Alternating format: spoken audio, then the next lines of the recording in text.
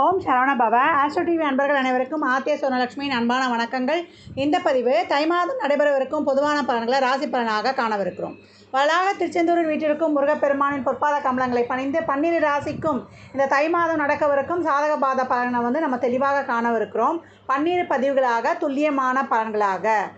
இந்த மாதம் காணப்படக்கூடிய கிரகணிகள் பார்த்தீங்கன்னா, மேஷத்தில் குரு பகவான், கன்னியில் கேது பகவான், விருச்சகத்தில் சுக்கிர பகவான், தனுசில் செவ்வாய் புதன், மகரத்தில் சூரிய பகவான், கும்பத்தில் சனி ஆட்சி நிலையில், ராகு பகவான் மீனத்தில். இந்த மாதம் சந்திரன் நமக்கு கும்பத்தில் உதயமாகிறார். இந்த மாதம் 4ஆம் தேதி சுக்கிரன் தனுசுக்கு பயிற்சி ஆகிடுவார். புதன் 18ஆம் தேதி மகரத்திற்கு பயிற்சி ஆகிறார். செவ்வாய் 22ஆம் தேதி மகரத்திற்கு பயிற்சி ஆகிறார். இந்த கோள்களின் கோச்சார நகர்வால் 12 ராசிகளும் சந்திக்கவிருக்கும் சாதக பாதக நிகழ்வுகளை நம்ம தெளிவாக காணலாம். இந்த பதிவில் சொல்லியிருக்கின்ற ஆன்மீக வழிபாடு, அதே போல் ஒரு 2 முக்கியமான வழிபாடுகள் சொல்லியிருக்கு. இந்த மகாலய அமாவாசையை போல் 3 அமாவாசை நமக்கு சிறப்பு இல்லையா? ஆடி அமாவாசை, மகாலய அமாவாசை, தை அமாவாசை. இந்த நீத்தார் கடமையை செய்வதற்கு இந்த காலங்கள் ரொம்ப உபயோகமாக இருக்கும். தவறாமல் கடைபிடிங்க. தைப்பூசத்தை பற்றியும் பின்னாடி சொல்லியிருக்கிறேன், எப்படியெல்லாம் வழிபடணும்னு. இதையெல்லாம் பின்பற்றி வாழ்வை வளமாக்கி கொள்ளுங்கள். கன்னி ராசி கன்னி லக்னத்திற்கான பலன்களை காணவிருக்கிறோம். இந்த தை மாதம் எப்படி கடந்து வரலான்னு பார்த்தோன்னா, ஒரு ஆஷ்யூஷலாக ஒரு நார்மலான மாதமாக இருக்குது. ஏன்னா கன்னி ராசியை ரொம்ப கவனமாக இருங்கன்னு நம்ம சொல்லியிருக்கோம். ஏன்னா இனிமேல் வரக்கூடிய ஏப்ரல் மாதத்துக்கு மேலே வரக்கூடிய குரு பயிற்சி அவர்களை வாழ வைக்க போகிறது அப்படின்னு சொல்லலாம். ஏன்னா இவ்வளோ நாள் காத்து கொண்டிருந்தவர்களுக்கு ஒரு கடந்த 4-5 வருடங்களாகவே அவங்களுக்கு கொஞ்சம் சரி கிடையாது. இனிமேல் வரக்கூடிய காலங்கள் அவங்களுக்கு ஒளிமயமான எதிர்காலம் அப்படின்னு. இந்த காலகட்டம் 4இல் ராசி அதிபதி, லக்னாதிபதி, அப்புறம் 5க்கு பயிற்சி ஆகிறாரு. கூட யாருன்னா 3-8க்குரிய செவ்வாயும் உடன் பயணிக்கிறார். உங்களுக்கு தசாபுதிலாம் சிறப்பாக இருக்குன்னா முன்ன போட்ட முயற்சிக்கெலாம் இப்போ பலன் கிடச்சிது அப்படின்னு சொல்லக்கூடிய அமைப்பும் இருக்குது. அப்படி இல்லையா, நார்மலாக ஒரு தொழில் செய்கிறோமா, வருமானம் இருக்குது அப்படின்னா இந்த மாதம் அப்படியே விட்டுருங்க. புதுசாக எதையும் முயற்சியை போடாதீங்க. ஏன்னா முயற்சி போட்டாலும் அதற்கான பலன்கள் கிடைப்பதற்கான சூழல் கொஞ்சம் காலதாமதமாகுன்றதை கிரகங்கள் சுட்டி காட்டுது. இந்த காலகட்டம் தன வருவாய் உண்டு. குடும்ப உறுப்பினரின் தேவையை பூர்த்தி செய்வதற்காக தான் அந்த பொருளாதாரம் பயன்படும் அப்படின்னு சொல்லியாச்சு. வரவு செலவுகளை கட்டுக்குள் வைக்கணும். இந்த கணக்கு பார்க்குறது, இதெல்லாம் நம்ம குடும்ப உறுப்பினர்கள்கிட்ட யார்கிட்ட எப்படி பார்க்கணுன்றத ஒரு முறையை வச்சுக்கோங்க. எல்லாருக்கிட்டையுமே கணக்கு பார்க்காதீங்க. ஏன்னா நீங்கள் எல்லாத்துக்குமே ஒரு கணக்கு பார்க்கக்கூடிய ராசி. அது உறவுகளை காட்டும்போது அது சில பிரச்சனைகளையும் உருவாக்கிடும். அதனால் ஒரு சாதுரியமாக ஒரு சூழலுக்கு ஏற்றாற் போல் முடிவெடுப்பது இந்த காலகட்டம் ரொம்ப சிறப்பு. அதே போல் பொருளாதார விஷயங்களில் பணம் கொடுக்கல் வாங்கல், ஜாமீன் போன்ற விஷயங்களில் கவனமாக கையாளணும். அதே போல் குடும்ப உறுப்பினர்களுக்கான தேவைகளை பார்த்து பூர்த்தி செய்ய வேண்டிய காலகட்டமாக இருக்கிறது. ஒரு சிலருக்கு உடல்நிலை சம்மந்தப்பட்ட பிரச்சனை, இல்லை உங்களுக்கே தசாபுதி சிறப்பு இல்லைன்னா சளி தொந்தரவு, ஆஸ்துமா, ஒவ்வாமை போன்றவையெல்லாம் ஏற்படும் அப்படின்னு சொல்லியாச்சு. வழக்கு சார்ந்த விஷயங்களில் கவனம் தேவை. இப்போ இந்த காலகட்டம் ஒரு நார்மலாக ஒரு தொழில் செய்வது ரொம்ப சிறப்பு. கணவன் மனைவி இந்த காலகட்டம் விட்டு கொடுத்து சென்றிடணும். மௌனம் சர்வார்த்த சாதகன்னு சொல்லிடலாம். அதே போல் இளைய சகோதர சகோதரிகளிடமும் கொஞ்சம் நெருங்கிய உறவினர்களிடமும் கொஞ்சம் கவனம் எடுத்துக்கோங்க. அதே போல் சொத்து வாங்கிறது விற்கிறதுலாம் அவங்க தசாபுத்திகள் சிறப்பாக இருக்கும்போது ரொம்ப அதற்கான ஒரு வழிமுறையும் கிடச்சிரும். இப்போ விற்கிறீங்கன்னா ரொம்ப லாபத்தெல்லாம் இந்த காலகட்டம் எதிர்பார்க்க முடியாது. குழந்தை பிறப்பிற்கான ஒரு வைத்தியமும் உண்டு. அதை ஏப்ரல் மாதத்துக்கு மேலே அதற்கான முயற்சிகள் கை கொடுக்கும். குழந்தைகளால் ஒரு நன்மை ஏற்படுவது, குழந்தைகள் விஷயத்தில் நீங்கள் ஒரு சிறப்பான செயல்பாடுகள்லாம் நம்ம ஏப்ரல் மாதம் வரைக்கும் காத்திருந்தோம்னா அதுக்கப்புறம் ரொம்ப சிறப்பாகவே இருக்கும் அப்படின்னு சொல்லலாம். என் பிள்ளையால் நான் பெருமைப்படுறேன்ற நிகழ்வுகள்லாம் நடக்கும். ஏன்னா பிள்ளைகள்லாம் நல்ல மதிப்பெண்கள்லாம் எடுத்து உங்கள் கனவுகளை நனவாக்கக்கூடிய காலம்லாம் கொண்டே இருக்குது. மாணவர்களுக்கு படிப்பு அருமை, அறிவாற்றல் ஏற்கனவே கம்மி கிடையாது. ரொம்ப புத்திசாலி உள்ள ஒரு ராசி லக்னம் நீங்கள் அப்படின்னு சொல்லலாம். வெளிநாட்டு கல்விக்காக முயற்சி செய்வது, அதற்காக லோன் ஏற்படுவதற்கெல்லாம் இந்த காலகட்டம் ரொம்ப கஷ்டப்பட்டு முயற்சி செய்யணும். ஆனால் இறுதியில் வெற்றி உங்களுக்கே அப்படின்னு சொல்லியாச்சு. கலைத்துறையில் இருப்பவர்களுக்கு நல்ல பேர் புகழ்லாம் உண்டு. ஆனால் வருமானம் சுமாராக இருக்கும். விளையாட்டுத்துறையில் இருப்பவர்களுக்கும் நல்லா கவனமாக இருக்கணும். அதே போல் அரசியலில் பேர் புகழ், தன்னலம் கருதாமல் பொதுநலை பணிகளை செய்யும்பொழுது அதெல்லாம் நம்மளுக்கு சிறப்பாகவே கை கொடுக்கும் அப்படின்னு சொல்லியாச்சு. இந்த காலகட்டம் இல்லத்தரசிகளுக்கு பட்ஜெட் பற்றாக்குறைலாம் உண்டு. வீண் விரயங்களை தவிர்க்கணும். அதே போல் இந்த காலகட்டம் செய்யக்கூடிய விரயங்கள்லாம் சுப விரயங்களாக ஆக்கிக்கொள்ளுங்கள். ஒரு முதலீடு செய்து கொள்வது, அதே போல் நகை, பணம், அதே மாதிரி ஃபிக்ஸடில் போட்டுக்கொள்வதெல்லாம் இப்போ ரொம்ப சிறப்பு அப்படின்னு சொல்லியாச்சு. இல்லத்தரசிகளுக்கு உங்களுக்கு அதாவது தேவையான பொருள்லாம் கிடச்சிடும். அது லோன்லையாவது உங்களுடைய தேவைகளை பூர்த்தி செய்து கொள்வீங்க. ஒரு ஆடம்பர அத்தியாவசிய பொருள் சேர்க்கை இதெல்லாமே இருக்கும். பார்த்து செலவு பண்ணுங்கள். செலவு இந்த செலவு தேவைதானா, அத்தியாவசியம் தானா, மற்றவர்களை பார்த்து சொல்லுவாங்கள்ல, புளியை பார்த்து பூனை சூடு போட்டுக்குச்சின்னு அதெல்லாம் இப்போ வைத்து கொள்ளாதீங்க. உங்களுடைய சூழலுக்கு ஏற்றாற் போல் முடிவெடுப்பது புத்திசாலித்தனம் அப்படின்னு சொல்லியாச்சு. பிஆர் கிடைக்கும், அதே போல் வருமானங்கள் உண்டு. அந்த வருமானத்தை தான் திட்டமிட்டு செலவு செய்யுங்கன்னு நான் அடிக்கடி உங்களுக்கு சுட்டி காட்டி கொண்டே இருக்கிறேன் அப்படி வந்து சொல்லியாச்சு. இந்த மாதம் முழுவதும் பெரிய முயற்சிகள் செய்யாமல் இருப்பதை கடந்து வருவது வயதில் மூத்தவர்களுக்கு சிறப்பாக இருக்கும் அப்படின்னு வந்து சொல்லியாச்சு. எந்த விஷயத்தையுமே கவனமாக கையாளணும்.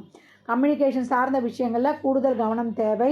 இந்த காலகட்டம் வந்து பழமையான சிவாலயங்களை வழிபடுவது, அங்கே இருக்க விநாயகரை வழிபடுவது, துர்கையை வழிபடுவதெல்லாம் உங்களுக்கு அதிகப்படியான பலன்களை தரும். இந்த காலகட்டம் சக்கரத்தாழ்வார் விஷ்ணு சாஸ்திரநாமம் சொல்வது ரொம்ப சிறப்பு. உடல்நிலை குறைபாடுகள்லாம் குறைச்சி கொடுத்துரும். அந்த கேது வந்து எதுலேயுமே ஒரு தெளிவான முடிவு எடுக்க விடாது. இந்த ராசி லக்னத்தில் இருக்கிற கேது. அதனால் நம்ம கூட இருக்கிறவங்களுடைய ஆலோசனைகளை கேட்டுக்கொள்வது, நம்மளுக்குன்னு வெல்விஷர் இருப்பாங்க இல்லையா, அவங்கக்கிட்ட ஷேர் பண்ணிக்கோங்க. இக்கட்டான சூழ்நிலை கவனமாக கடந்து வாங்க. இறைவன் மட்டுமே இந்த காலகட்டம் உங்களுக்கு துணைவன், நண்பன். இறைவனோடு உரையாடுங்கள், உறவாடுங்கள். அதை தான் நான் வந்து இந்த காலகட்டம் வந்து உங்களுக்கு சொல்லுவேன். கன்னி ராசி லக்னக்கார அன்பர்கள் வாழ்நாள் முழுவதும் சிறப்பான பலனை அடைவதற்கு என் மனமார்ந்த வாழ்த்துக்களை தெரிவித்துக் கொள்கிறேன். உங்களுக்கு நிறைய நான் அந்த 5 கவசங்கள் சொல்லியிருப்பேன். தாராளமாக படிங்க. இந்த 5 கவசம், இந்த 5 கவசங்களை படிக்கும்பொழுது உங்களுக்கு பஞ்ச கவசங்களாக இருக்கும். இதை வந்து நான் பிரித்து கூட இங்கே சொல்ல போகிறது கிடையாது. ஏற்கனவே நான் உங்களுக்கு சொல்லியிருப்பேன். அந்த காரிய சித்தி மாலை, சுப்பிரமணிய புஜங்கம், கோளறு பதிகம், கந்தசஷ்டி கவசம், அனுமன் சாலிசா. இதை தாண்டி இன்னொன்று இருக்குது. என்னன்னு கேட்டிங்கன்னா, நம்ம இதை படிக்க முடியாதுமா, இதை போட்டு நாங்கள் கேட்குறதுக்கும் சோம்பேறித்தனம் படுறோன்னா, நம்ம அபிராமி அந்தாதியில் நம்ம என்ன தேவை இருக்கோ அந்த தேவைக்கெல்லாம் ஒரு பதிகம் இருக்குது, அதை படிக்கலாம். அப்படி இல்லையா, அதனோட நூற்பயன் பாடலை, ஆத்தாலை எங்கள் அபிராம வள்ளியை, அண்டமெல்லாம் பூத்தாலை, அந்த ஒரு பாடலை நீங்கள் வந்து பாராயணம் செய்து கொண்டே வேலை பார்க்கலாம். இல்லை அதை போட்டு கேட்டுட்டு வேலை பார்க்கலாம், எப்படி உங்கள் சூழ்நிலைக்கு ஏற்றார் போல். அதுவும் இல்லைன்னா நம்மளுக்கு வந்து அருணகிரிநாதர் சொன்ன நாளென் செய்யும் வினைதான் என் செய்யும், என்னை நாடி வந்த கோல் என் செய்யும் கொடுங்கூற்று என்ன செய்யும்ன்ற அந்த பாடலை வந்து நீங்கள் கேட்டிங்கன்னா, இந்த அதில் இருக்க அந்த சொல்லக்கூடிய பாடல்லையே 27 எண்ணிக்கை வந்து கனெக்டிவிட்டி ஆகிடும். அது வந்து நட்சத்திரங்களை குறிப்பது. இந்த நட்சத்திரங்கள் தான் 9 கிரகங்களையும் 12 ராசிகளையும் உள்ளடக்கியதுன்னு. அந்த நவ கிரகங்களே நம்மளை வந்து ஒன்றும் செய்யாது. அதுக்கு தான் கோளறு பதிக்குமே சொல்லியாச்சு. அப்பர் சொல்லுவாராம் திருஞான சம்பந்தர்கிட்ட, கோள் வந்து சரியா இல்லைப்பா இந்த காலகட்டம், நீங்கள் வெளியில் போக வேண்டாம் அப்படின்னும் போது திருஞான சம்பந்தர் வந்து உடனே ஈசன் கிட்ட முறையிடுறார். ஐயனே, எனக்கு வந்து நீ எனக்கு சிறப்பாக வந்து வழிகாட்டு. எந்தெந்த கிரகங்கள் எனக்கு சரியில்லையோ அந்த கிரகங்கள்லாம் எனக்கு சிறப்பாக எனக்கு வழி நடத்தணும் அப்படின்னு சொல்லிட்டு. அதனால் அன்பர்கள் இந்த காலகட்டம் வந்து நான் சொன்ன இந்த 5 பஞ்ச கவசங்களையும் படிப்பது ரொம்ப சிறப்பான ஒரு செயல்முறை. நீங்கள் படிக்கவே வேண்டாம், ஓட விட்டு கேட்டிங்கன்னா அந்த பாடல் ஒலிகள் வந்து நம்ம உடம்புல அப்படியே வைப்ரேஷனாக இறங்கும். இந்த மாதம் ஒவ்வொரு பதிவுகள்லையும் நான் சொல்லுவதை தவிர்ப்பதில்லை. யாருக்காவது ஒருத்தர் இதை பின்பற்றினாங்கன்னா அது வந்து அவங்களுக்கான ஒரு வழிகாட்டுதலாக இருக்கும் அப்படின்னு நான் ரொம்ப நம்புகிறேன். ஏன்னா சகோதர சகோதரிகளும் சரி, அன்பர்களும் சரி, நண்பர்களும் சரி, யாருமே வந்து இந்த காலகட்டம் வந்து நம்ம எதை விதைக்கிறோமோ அதை தான் அறுவடை செய்ய போகிறோம். இனி வரை காலகட்டங்கள் வந்து ரொம்ப இக்கட்டான காலகட்டங்களாக இருக்கும். இயற்கை பேரிடர்லேருந்து, சமுதாய நெருக்கடியிலேருந்து, அரசியல் சூழ்நிலையிலேருந்து, ஒரு குடும்பமாகட்டும், ஒரு தொழில் சார்ந்தகட்டும், இந்த அனைத்து பிரச்சனைகளையும் நம்ம வந்து தீர்ந்து வெளியில் வரணும்னா நம்ம இறைவனை மட்டும்தான் சரணாகதி அடைய முடியும். இறைவன் ஒருவனே நம்மளை வந்து என்றைக்கும் நம்மளை வந்து கைவிடாமல், யார் தாய் தந்தை கைவிட்டால் கூட அவர் நம்மளை கைவிட மாட்டார், அரவணைக்கக்கூடியவர் அப்படின்னு சொல்லியாச்சு. இந்த காலகட்டம் இறை வழிபாட்டுடன் நம்ம வாழ்நாளை வந்து மேம்படுத்தி கொள்ளலாம். இந்த பலன்கள்லாம் கோள்களின் கோச்சார நகரை வைத்து சொல்லப்பட்டிருக்கு. உங்கள் சுய ஜாதகத்தில் இப்போ என்ன தசாபுத்தி நடக்குது, அது எதற்காக உங்களுக்கு ஊக்கப்படுத்துது, அது திருமணம், குழந்தை பாக்கியத்திற்கா இல்லை பொருளாதார முன்னேற்றத்திற்கா என்பதெல்லாம் உங்கள் சுய ஜாதகத்தை ஆய்வு செய்வதன் மூலம் மட்டுமே நாம் தெளிவாக அறிந்து கொள்ள முடியும். பின்னாடியே வந்து 2 இறை வழிபாடுகள் வருது, அந்த வழிபாடையும் பின்பற்றி உங்கள் வாழ்நாளை வளமாக்கி கொள்ளுங்கள். நண்பர்கள் வாழ்நாள் முழுவதும் சிறப்பான பலனை அடைவதற்கு என் மனமார்ந்த வாழ்த்துக்களை தெரிவித்துக் கொள்கிறேன். 12 ராசிக்காரர்களுக்கும் இந்த தை மாதம் வந்து ஒரு சிறப்பான மாதம் அப்படின்னு வந்து சொல்லலாம். இது முக்கிய வழிபாடுகள் இருக்குது. ஏன்னா நம்மளுக்கு பொங்கல் ஆரம்பிச்சிடும். பொங்கல் வந்து நம்மளுக்கு 15ஆம் தேதி பொங்கல், 15/1/2024 அன்று திங்கட்கிழமை காலைல வந்து பொங்கல் வைக்கிறதுக்கு விசேஷமான நேரம் என்னன்னு கேட்டிங்கன்னா, உங்களுக்கு 6 to 7:30 சந்திர ஓரையில் வச்சுருங்க. ஏன்னா காலையிலேயே வந்து தை மாதம் பிறந்துடுது. குலதெய்வத்துக்கும் வைத்து வழிபட்டுடலாம். மறுநாள் வந்து நமக்கு மாட்டுப்பொங்கல் வருது. இந்த பொங்கல் அன்றைக்கி வந்து மாத பிறப்பாக இருக்கிறதுனாலேயே ஒரு சிலர் தர்ப்பணம்லாம் கொடுப்பாங்க. தர்ப்பணம் கொடுக்குறவங்கலாம் நம்ம வந்து மதியம் 12 மணிக்கு மேலே கூட பொங்கல் வைத்து வழிபாடு செய்யலாம். அன்று வந்து நம்ம சூரியனுக்கு வந்து நன்றி தெரிவிக்கிறோம். அதனால் அன்றைக்கு சூரிய காயத்ரி, ஆதித்ய இருதயம் இதெல்லாம் வந்து தாராளமாக சொல்லும்பொழுது ரொம்ப சிறப்பாக இருக்கும்.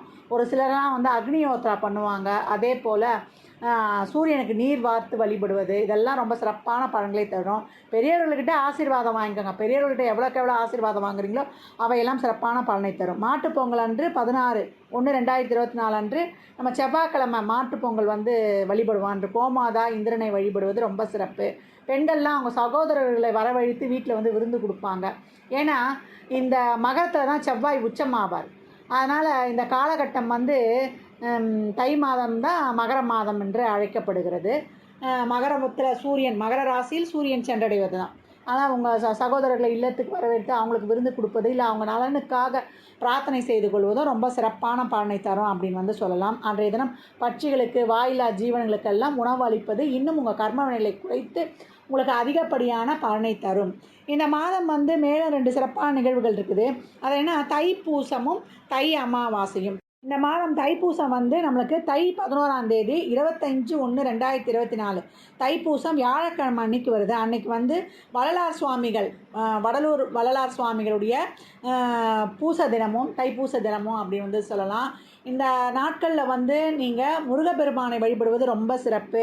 வீட்டில் வேல் வச்சுருக்கீங்க, படம் வச்சுருக்கீங்கன்னா வேலுக்கு பாலாபிஷேகம் செய்வதும், படத்தை வந்து சுத்தம் செய்து நல்ல வாசனை மலர்களை சாற்றி அன்றைய தினம் வந்து விரதம் இருந்து வழிபடலாம். எப்படி எந்த அளவுக்கு எளிமையாக வழிபட முடியுமோ அந்த அளவுக்கு உங்கள் கோரிக்கைகளை வைத்து வழிபடும்போது எல்லா விதமான பிரச்சனைகளையும் தீர்த்து, ஏன்னா கலியுக கந்த குடவுளே வந்து நம்மளுக்கு முருகப்பெருமான் தான். அவர் தான் வந்து நம்மளுக்கு நம்மளுடைய கோள்களுடைய நிலையும் சரி, நம்ம வாழ்க்கையில் வந்து எல்லா பிரச்சனைகளையும் தீர்த்து நமக்கு ஒரு சிறப்பான நிலையை காட்டக்கூடியவர் கந்தன் மட்டுமே. அவர் 12 கையால் கொடுத்தாருன்னா நான் நிறைய பதிவுகளை சொல்லியிருக்கேன். நம்ம தான் வாங்கிக்கொள்ள வாய்ப்பு வேணும் அப்படின்னு சொல்லிட்டு, அதில் எளிமையாக எப்படி வேண்டுமா விரதம் இருக்கலாம், இல்லை எளிமையாக வந்து ஒரு வேளை உணவு உண்டும் இருந்து அவனுடைய அருளை வந்து அந்த காலகட்டம் வந்து முழுமையாக பெற்றுடுங்க. இல்லத்தில் வழிபடுவதோடு மட்டும் அல்லாமல் நம்ம ஆலயங்களுக்கு சென்று வழிபடலாம். செவ்வரளி மாலை சாற்றி, அதே போல் எலுமிச்சம்பழ மாலை சாற்றி நிறைய அன்னதானங்களும் நீங்களும் தரலாம். இந்த பண்டிகை நாட்கள், விசேஷ தினங்களெல்லாம் எவ்வளோக்கு எவ்வளோ அன்னதானம் செய்கிறோமோ அவ்வளோக்கு எவ்வளோ நம்மளுக்கு அபரிமிதமான பலன்கள் ஏற்படும் அப்படின்னு வந்து சொல்லியாச்சு. அதே போல் தை 26 நமக்கு 9/2/2024 வெள்ளிக்கிழமை வந்து தை அமாவாசை வருது. இந்த தை அமாவாசை பித்ருகளுக்கான தர்ப்பணம் செய்வது ரொம்ப சிறப்பு. உங்கள் குல வழக்கப்படி எப்படி வந்து நீத்தார் கடமையை செய்யணுமோ அந்த மாதிரி நீத்தார் கடமையை செய்யும்பொழுது உங்கள் வம்சத்தை வாழ வைக்கும். ஏன்னா இந்த முன்னோர்களும் நம்மளுடைய இறைவனுக்கு கிட்ட வந்து நம்மளுடைய முன்னோர்கள் தான் நமக்கும் இறைவனுக்கும் பாலமாக இருந்து அவங்கக்கிட்ட இருந்து அருளை பெற்று கொடுக்கக்கூடியவர்கள். அதனால் இந்த பித்திருக்கான கடமையான தை அமாவாசையை சிறப்பாக வழிபடுங்க. அன்றைய மாலை வந்து நீங்கள் உங்களுடைய குலதெய்வத்தை வழிபடுவது ரொம்ப சிறப்பு. குலதெய்வத்தை வழிபடும்போது 2 குலதெய்வங்களை வழிபடுவோம். என்னம்மா 2 குலதெய்வம் அப்படின்னு கேட்குறவங்களுக்கு, தாயுடைய குலதெய்வத்தையும் தந்தையுடைய குலதெய்வத்தையும். தாயுடைய குலதெய்வம் வந்து நமக்கு திருமணம் போன்ற சுப விசேஷங்கள்லாம் நிகழ்த்தி தரக்கூடியது. தந்தையுடைய குலதெய்வம் நம்மளை எந்த ஒரு குறைபாடும் இல்லாமல் நம்ம குலத்தை தலைக்க வைக்கக்கூடியது நம்ம தந்தையுடைய குலதெய்வம். அதனால் 2 குலதெய்வங்களையும் நீங்கள் வாய்ப்பு கிடைக்கும் போதெல்லாம் சென்று வழிபட்டு வரும்போது உங்களுடைய வம்சம் என்றைக்கும் வளமாக தலைத்திருக்கும். ஜாதகம் பார்க்க விரும்பும் அன்பர்கள் இந்த எண்ணிற்கு ஒரு மெசேஜ் செய்யுங்க. தங்களுக்கான விவரங்கள் அறிக்கப்படும். அப்பாயின்மெண்ட் பெற்றுக்கொள்ளலாம். ஜாதகம் சிறந்த முறையில் கணித்து பார்த்து தரப்படும். வாஸ்துப்படி வீடு கட்ட பிளான்கள் போட்டு தரப்படும். வாஸ்து பார்த்து தரப்படும். நியூமராலஜி படி பிறந்த குழந்தைகளுக்கு பெயர் வைத்து தரப்படும். உங்கள் தொழிற்சாலை நிறுவனங்களுக்கும் பெயர் வைத்து வாழ்வை வளமாக்கிக் கொள்ளலாம். சுபமுகூர்த்த நாட்கள் குறித்து தரப்படும். அவரவர் சேவைக்குண்டான கட்டணத்தை செலுத்தி சிறப்பான சேவைகளை பெற்று வாழ்வை வளமாக்கிக் கொள்ளுங்கள். மற்றும் ஒரு சிறப்பான பதிவில் சந்திக்கும் வரை தங்களிடமிருந்து விடைபெற்றுக் கொள்வது ஆதித்ய சொர்ணலக்ஷ்மி. தாங்கள் இந்த பதிவை பார்ப்பதோடு மட்டுமல்லாமல் தங்கள் உற்றார் உறவினர் நண்பர்களுக்கும் பகிருங்க. சேனலை சப்ஸ்கிரைப் பண்ணுங்கள், லைக் பண்ணுங்கள், ஷேர் பண்ணுங்கள். மற்றும் ஒரு சிறப்பான பதிவில் சந்திக்கும் வரை தங்களிடமிருந்து விடைபெற்றுக் கொள்வது ஆதித்ய சொர்ணலக்ஷ்மி. மிக்க நன்றிகள். வாழ்க வளமுடன், வாழ்க வளத்துடன், வாழ்க நிறைவுடன். நற்பவி நற்செழி.